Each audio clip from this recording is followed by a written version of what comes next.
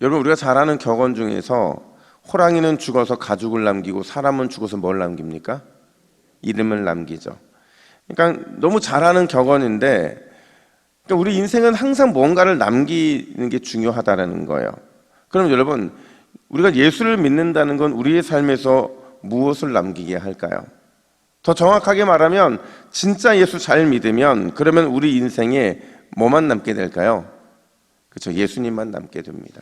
그리고 예수님만 잘 남기면 그런 인생에 하나님이 칭찬하시고 너무나도 영광스러운 높여주심과 인정해 주심의 은혜가 우리에게 임하게 된다는 거예요. 오늘 본문이 바로 그겁니다. 여러분, 어제 우리는 이삭, 그로 인해서 웃게 된 아브라함과 사라 이야기를 함께 나눴잖아요. 근데 아무리 좋은 일이라도 그 기쁨이 오래 갑니까? 아니에요. 오래 가지 않더라고요. 아니나 다를까 문제가 발생하게 되는데 이제 막 3살 정도 되었을 때에 잔치를 베풀던 중에 어떤 사건이 발생하게 됩니다. 우리 9절 말씀을 같이 한번 볼까요? 9절입니다. 시작. 사라가 본즉 아브라함의 아들 애굽 여인 하갈의 아들이 이삭을 놀리는지라. 자, 여러분, 지금 이 본문에서 제가 괄호로 묶은 거 보이세요? 이걸 왜 괄호로 묶었냐면 우리 성경에는 있는데 원어에는 이삭을이라는 표현이 없습니다. 근데 이게 원문에 없다는 건 무슨 얘기냐면 지금 읽었던 이 9절 말씀의 의미가 달라질 수 있다는 거예요. 그러니까 우리는 이스마엘이 이삭을 놀려서 결국에는 쫓겨났다고 생각을 하지만 사실 사라의 편견, 그러니까 이스마엘을 향한 편견의 시선, 그게 바로 이 문제를 발생하게 만들었다는 거예요. 그래서 결국 하갈과 이스마엘이 쫓겨나게 되는데 오늘 이 본문 속에서 우리가 주목해야 될 건 2가지예요. 첫 번째가 뭐냐면 여러분, 우리가 근심하지 않는 삶을 살려면 어떤 삶을 살면 되냐? 온전한 믿음과 온전한 순종으로 살아가면 된다라는 거죠. 앞서도 말씀드렸지만 이스마엘을 곱지 않게 바라보던 사라가 결국에는 아브라함을 찾아가게 됩니다. 그리고는 하갈과 이스마엘을 내쫓으라는 말을 전해요. 그러면서 그 이유를 뭐라고 하냐면 10절 하반절 말씀 우리 같이 읽습니다. 시작. 이 종의 아들은 내 아들 이삭과 함께 기업을 얻지 못하리라 하므로. 여러분, 무슨 말이냐면요, 겉으로 보면 이삭은 하나님께서 인정하신 우리 후손이라는 거예요. 근데 이스마엘은 아니라는 거죠. 그러니까 아들의 상속권과 기업을 지키는 것처럼 보이는 말이지만 근데 이 10절 하반절의 내면을 들여다보면 어떤 의미냐면 당신이 저지른 일이니까 당신이 책임지라는 거예요. 당신이 누구예요? 아브라함이죠. 이 모든 게 아브라함 때문에 벌어진 일이니 아브라함이 책임져야 된다는 말을 사라가 하고 있는 거죠. 그래서 아브라함이 괴로워합니다. 11절 보니까 아브라함이 그의 아들로 말미암아 그 일을 매우 근심하게 되었나니 이렇게 말을 해요. 여러분, 여기서 그의 아들이 누구예요? 이스마엘입니까? 아니면 이삭입니까? 이스마엘이죠. 이스마엘 때문에 지금 아브라함은 근심하고 있다는 거예요. 이 말은 앞선 사라의 말과 결이 같은데, 그러니까 이스마엘을 내쫓는 문제 때문에 근심하는 것 같지만 지금 아브라함의 마음을 근심하게 만드는 것은 정작 이스마엘 자체를 내쫓는 게 아니라 자신이 과거에 하나님의 약속을 믿지 못하고 그래서 결국 하갈을 통해 이스마엘을 낳은 것, 그걸 후회하고 통렬하게 반성하고 있다는 그 표현이 바로 11절에 매우 근심하게 되었다라는 것의 의미라는 거죠. 여러분, 하나님이 여러분들에게 믿음을 요구하시면 고민하지 마시고 온전한 믿음으로 반응하시기를 축복합니다. 하나님이 순종을 요구하시면 갈등하지 마시고 곧장 순종하시기를 축복합니다.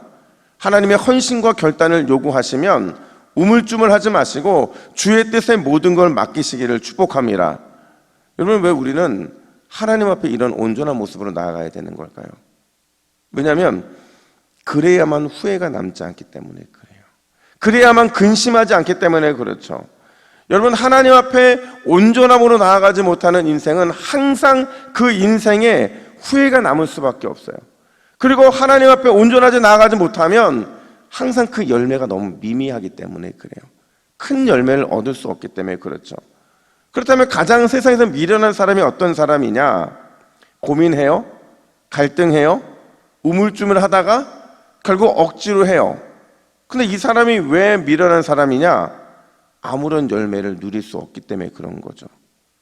여러분, 저희 집에는요 1호, 2호, 3호가 있어요. 1호는 반항기예요. 고등학생이죠. 근데 뭘 시켜도 미루고 미뤄요. 알았대요. 하겠대요. 그리고 결국에는 간신히 해요. 저희 2호는 이제 막 사춘기가 들어섰어요. 근데 이 사춘기는 늘 첫 번째 대답이 뭐냐면 싫어, 왜 나만 그래, 이래요. 그리고 또 야단 맞아요. 그리고 해요. 3호는 얘는 기복이 너무 심해요. 그러니까 사리를 분별을 못하니까 잘했다, 하겠다고 했다가 안 하겠다 했다가 왔다 갔다 해요. 여러분, 제 입장에서는 누가 제일 사랑스러운 줄 아세요? 누가 열매가 가장 많은 순종의 사람인 줄 아세요? 셋 다 아니에요. 그거 다 듣고 있다가 대신 해주는 제 아내. 저희 아내가 가장 사랑스럽고 저한테는 가장 열매가 많은 순종의 사람인 거죠.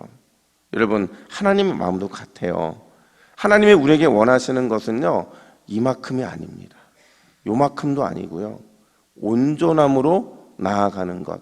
뭘 하든지 온전함으로 그 믿음의 요구에 또 온전한 순종의 요구에 반응하는 것, 우리 하나님은 그걸 기뻐하시고 그런 사람에게 근심 걱정 후회하지 않는 인생, 풍성한 열매를 남기시기 때문에 그런 거예요. 여러분, 오늘 하나님이 여러분 앞에 어떤 순종을 요구하시면, 어떤 믿음을 요구하시면 망설임과 주저함 없이 온전함으로 나아가시기를 주님의 이름으로 축복합니다. 뿐만 아니라 두 번째로, 여러분, 하나님은 나를 사랑하시면서 동시에 너를 사랑하시는 분이시라는 거예요.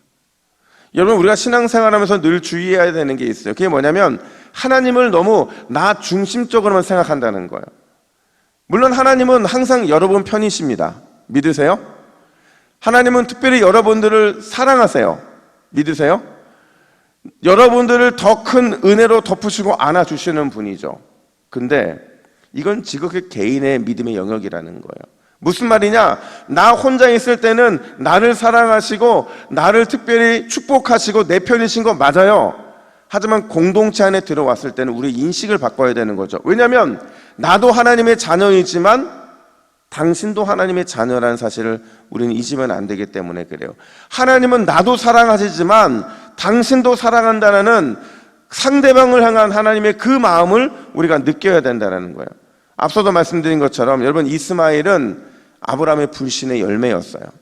온전히 믿고 온전히 순종하지 않았기 때문에 발생한 열매였던 거죠.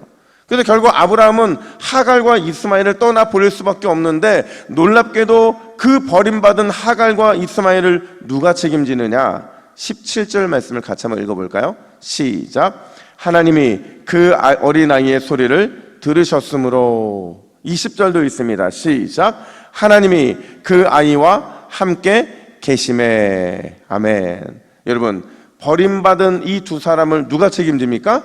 하나님이 책임지시더라는 거예요. 왜냐하면 하나님은 나라고 하는 이삭을 사랑하시는 하나님이시면서 동시에 너라고 하는 이스마엘도 사랑해 주시는 분이시기 때문이라는 거죠. 여러분, 그렇다고 한다면 오늘 우리의 기도의 제목뿐만 아니라 우리가 사랑해야 될 사람은 나도 사랑해야 되지만 하나님이 나에게 보내주신 모든 사람들을 사랑해야 되는 그 사명이 우리 앞에 있는 줄 믿으시기를 축복합니다. 우리 하나님은 자비로우신 분이세요. 그 자비로우신 분 앞에서 나뿐만 아니라 상대방을 사랑하면 하나님은 더 자비로운 사랑으로 우리에게 감싸주시고 부어주실 것이기 때문에 그런 거죠. 여러분, 오늘 이 새벽에 우리 모두 주님께서 주시는 그 사랑의 마음으로 풍족할 뿐만 아니라 우리 교회가, 여러분의 가정이, 오늘 나와 만나는 모든 사람들이 여러분을 통해서 자비로우신 하나님을 경험하게 되기를 주님의 이름으로 축복합니다. 우리 화면을 보시고 함께 기도의 제목을 같이 했습니다. 시작. 주여, 오늘도 온전함의 치열한 싸움에서 승리하게 하옵소서. 예외 없는 하나님의 자비와 사랑에 항상 감사하게 하옵소서. 아멘. 함께 기도하겠습니다. 하나님 아버지, 하나님이 우리에게 원하시는 것은 온전함인 줄로 믿습니다. 결국 해야 할 것, 결국 반응해야 될 것, 주님의 뜻에 온전히 반응할 수 있도록 도와주시고, 그런 우리의 삶에 하나님의 자비와 사랑이 넘칠 뿐만 아니라 우리의 마음도 풍족해져서 그 자비와 사랑이 나뿐만 아니라 나의 형제와 나의 가족들에게도 풍성하게 되는 것을 위해 기도하고 또 간구하는 귀한 새벽이 될 수 있도록 역사하여 주시옵소서. 감사드리며 예수님의 이름으로 기도하옵나이다. 아멘.